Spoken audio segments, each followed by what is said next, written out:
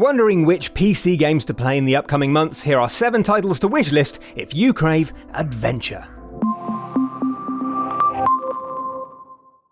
Sometimes we all want to step away from our humdrum existences of writing excellent list features for YouTube, or, in your case, watching excellent list features on YouTube.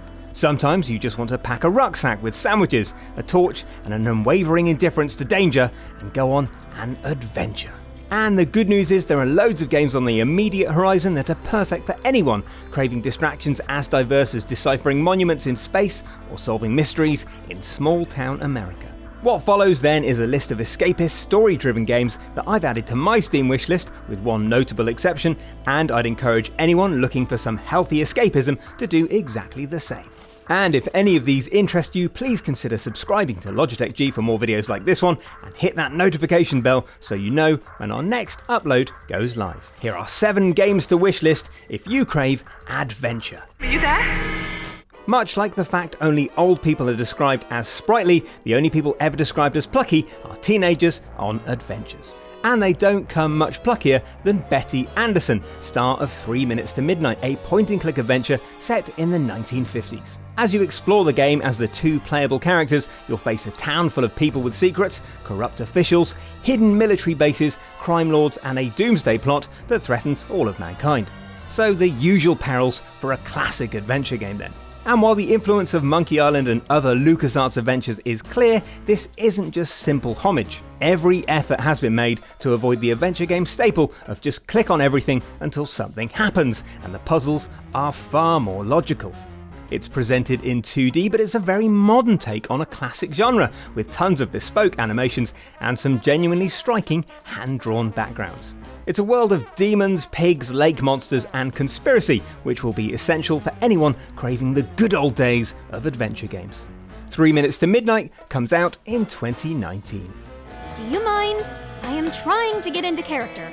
If you played Inkle Studios' previous game, 80 Days, you'll know what flair the studio has for bright, relatable, text-driven adventures. But Heaven's Vault takes the love of the printed word and subverts it. You play as Elliott, an intergalactic archaeologist travelling between planets, trying to decipher mysteries and uncover ancient artefacts. You read engravings and, with the help of your haughty robot assistant 6, try to piece together the components of a lost language. Now, that might sound like an education tool for learning Latin, but trust me, it forms the basis for a compelling detective story that spans not just decades, but entire eras.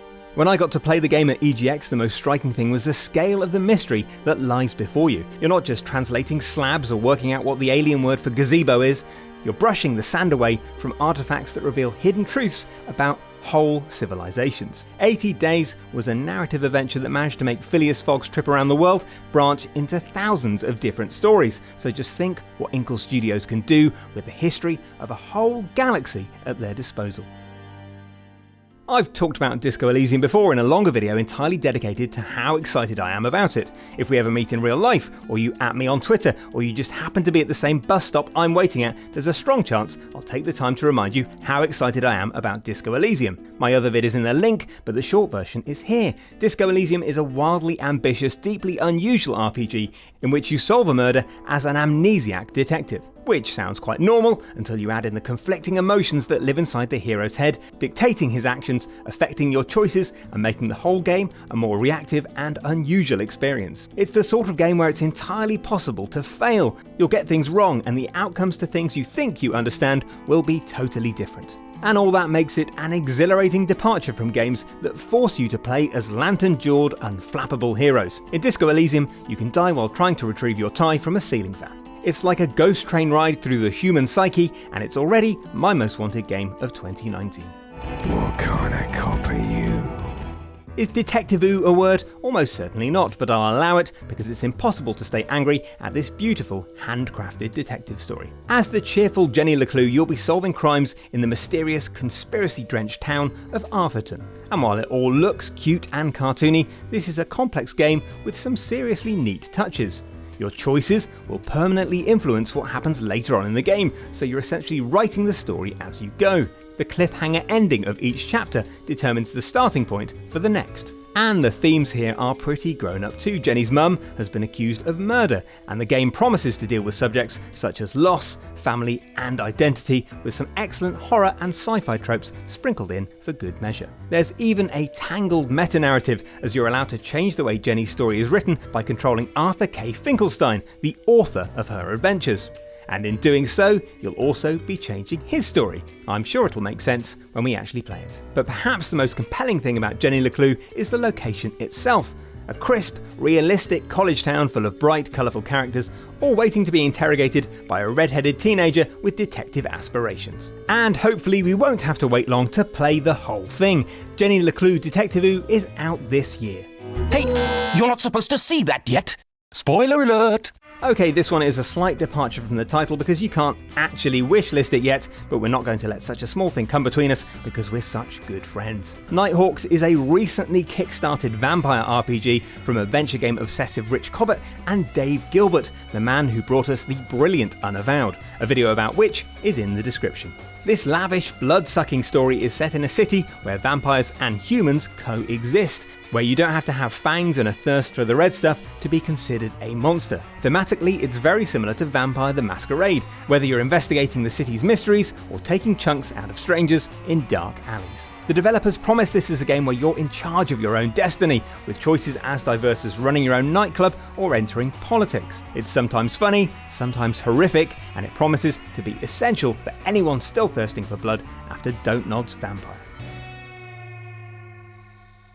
The idea behind the brilliantly named Knights and Bikes is that it captures the spirit of childhood in 1980s England, which in my case involved my dog swallowing Optimus Prime's hands and numerous scintillating visits to the Grimsby Fishing Heritage Museum. But thankfully this boisterous co-op adventure promises to be far more exciting than that. You and a friend control Nessa and Delmeza, two girls who live on an island based on the scenic southwest coastal region of England. When the islanders discover their most prized relic is fake, they begin to question their heritage, and tourism in the area plummets. So Nessa and Delmeza, in the spirit of true adventure, hop on their bikes and pedal out to find the truth. It sounds rather sedate, but like all the best childhood escapades, it's brought to life with imagination. The girls don't just see wire fences, they see castle parapets and showers of arrows.